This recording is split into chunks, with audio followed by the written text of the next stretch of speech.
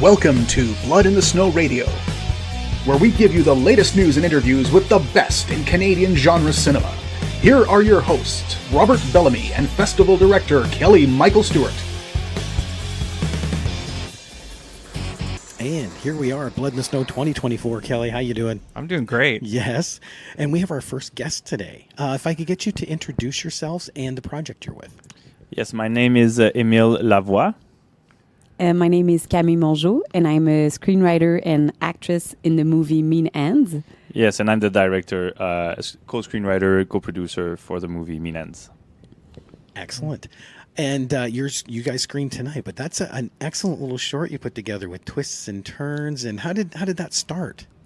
I'll try to make it fast. Actually, we just wrapped another short film that we started shooting 3 years ago. And it's we were shooting it in a region of Quebec called Beauce, which is like a countryside pretty close to Quebec. And we were shooting in a field with the same body that's in Mean End. And so we shot first day, went super well. We had some good shots. And then between the first day and the second day of the shoot, there was like this 25 centimeter snowstorm that happened, like unexpected snowstorm. So we had to wrap the shoot, and we drove back to Montreal with the body in our car, and we lived with the body for a year in our apartment. Oh, wow. So when we wanted to watch the television, we had to put it on the bed. When we wanted to go to the bed, we had to put it on the couch. It's like a roommate. Yeah, it was like a new roommate, because we're actually a couple, Camille and I. Yeah. And so we were like, okay, so this movie is not going to happen for us this year, but we should do another one. And what if someone would peek out our window, see the body on the couch, and say, "Oh my God, they just killed someone"? And that's where the idea for the short film came to fruition. So yeah, why don't you give a little background so when people are listening, if they haven't seen the film, what the context of that Yes. too. Yeah. Well, without Giving it away. I know it's hard to do without giving it away. Yeah, without spoiling anything. Yeah. Basically, the movie starts. There's this guy called Eric who's digging a huge hole in his backyard. And then we see him dragging a corpse in his backyard towards that hole, dumping it in the hole. And as he dumps it in the hole, his doorbell rings. And Melissa, who's actually played by Camille, is inquiring because she's looking for her sister. She's been missing for 2 days. And the whole family is pretty upset about it. They're pretty nervous. And they're asking Eric for help. And so we straight assume that Eric is burying the sister's body. Because he's not very helpful at the very beginning. No, he's not. He's got something else on his mind. Yeah. Let's just say that. He's having a bad day. Yeah. And you did a great job of setting a mood of that kind of thing. There was a real nice mood piece of there's a lot of texture going on of like what's going on and building up like with this. The tension. Tension and like that. And it's a great misdirect kind of thing like that. Thank you. Yeah. Where did you get your actors then? Because if you were working on another script, were they actors from that particular short film? No, actually, well, we had one of our lead is the writer of the movie, Camille, and her sister is actually a casting agent. So she's got lots of it. So all the actors that are, except for the mother, all the actors that are in the movie are from that agency, her sister's agency, Agence Gabriel Malo, if you want to look it up. So she's just going, here you go. Yeah, we need a man 40. That's him. That's a relative to have, especially when you're in independent film. Yeah. True. With some of these actors, though, was there any that you were hesitant on? Like, it's like everybody nailed their role. So were there others before that didn't quite live up to it, or... Like other actors we wanted to cast? Or we didn't do any audition at all. So it was straight first choices. And wow. That's trust. Yeah. And Hugo, we've seen him a lot in French-Canadian television. But he's always playing this straight bad guy. And he was super excited to play like this more nuanced, tortured soul. Layers. Yeah. So, and physically, he just fit the part. We wrote the movie for him. And then the sister, well, I shouldn't talk about the sister, actually. Poor Sophie. I'm curious on like how it is working as a couple on like that too, because it's an interesting challenge. I've talked to I know quite a few filmmakers. Actually, we did a panel last year on working in pairs, whether it is siblings or like, you know, girlfriend, boyfriend, or husband and wife, and just like how that dynamic is. I'm kind of curious like how it works for both of you. Because there's pressure normally. It is, yeah. Yeah, well, actually, we started working together like 4 years ago, I think. And at the beginning, we had a hard time learning how to write together because we had separate visions, and that was the biggest challenge, I would say.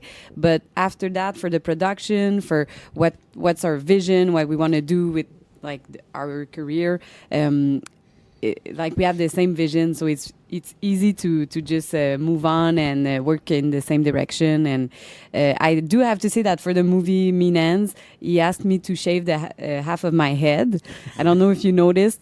And that was a bit of a argument that we had, but in the end it worked out. So Yeah, the thing is that since we're always together and like we're living everything at the same time, so when we have highs, we both have highs, and when we have lows, we both have lows.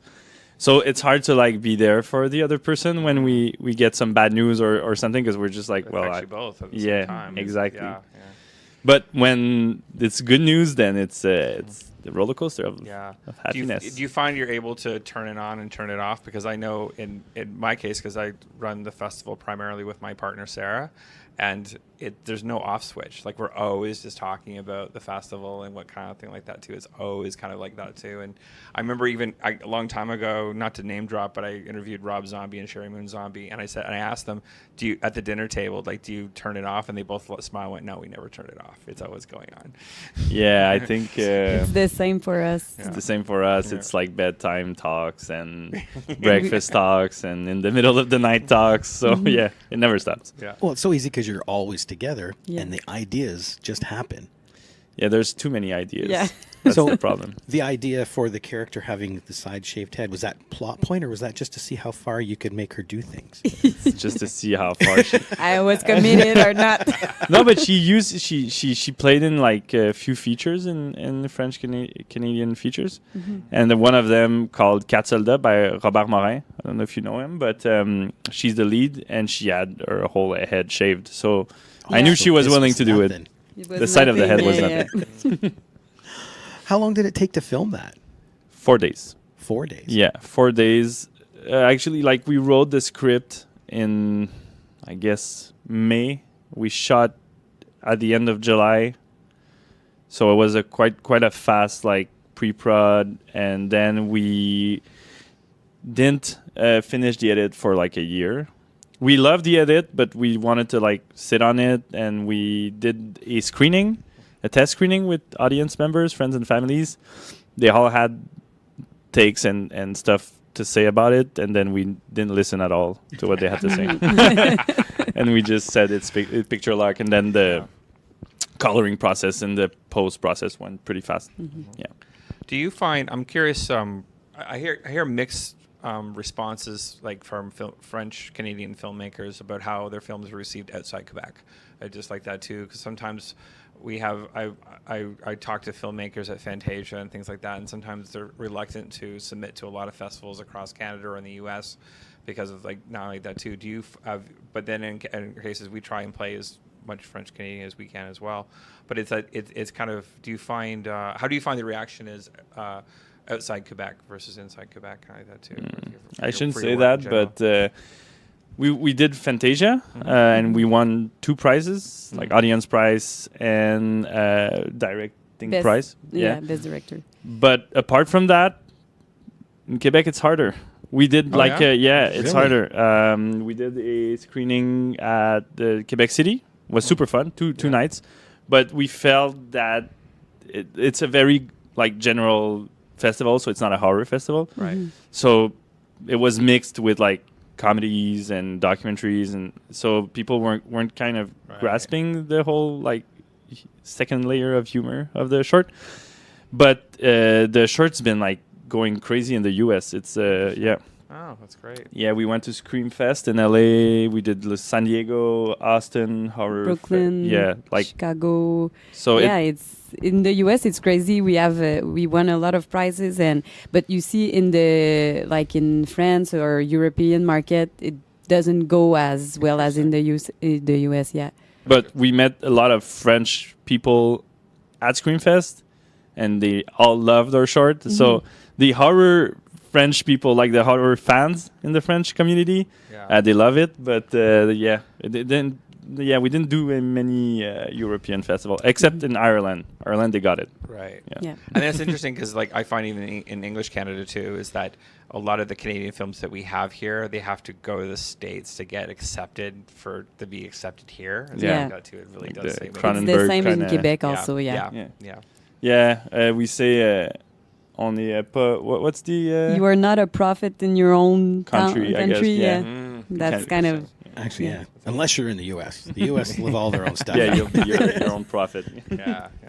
Do you ever find that you write targeting that to be more Americanized? Or Of course. yeah. Yeah. Really? Yeah. But well, the other thing that I didn't mention is that, as you know, we have like a public financing system. Yeah.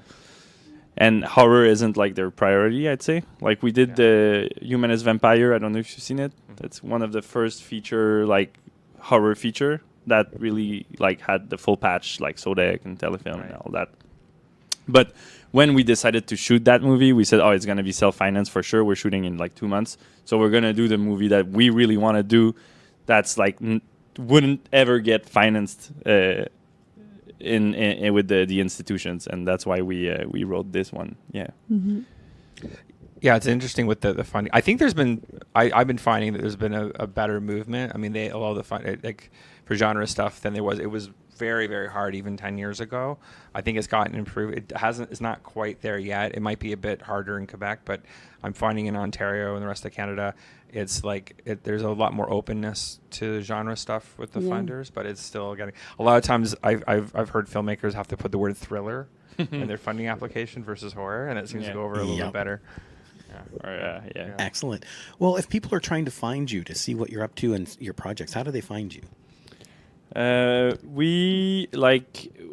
have an Instagram page. Yeah, we have a too. website actually. We have a production company that's called Martin Aimait les Films. The website is Martin Film, so MartineFilms.com. And we also have I have an Instagram. It's in French, so it's gonna be weird. But lagging, so it means bad luck in English. We'll write it on social so people get it. Excellent. Well, guys, thank you so much for coming on, and I'd say good luck in the festival. You won't need it with that film. Thank you so much. Thank you. Thank you for having us.